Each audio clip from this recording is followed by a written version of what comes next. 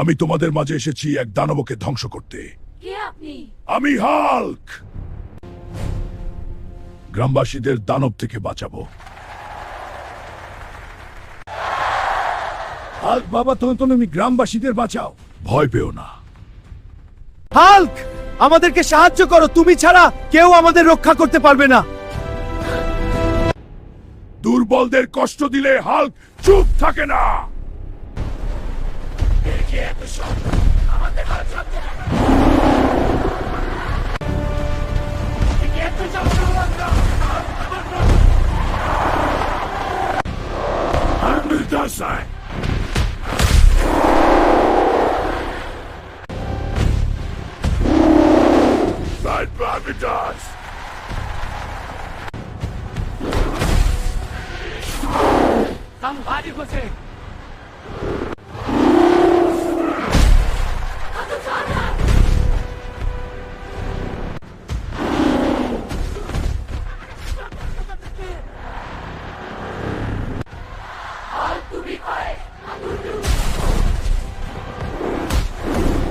তুই আজ থেকে আমাদের গ্রামের ছেলে।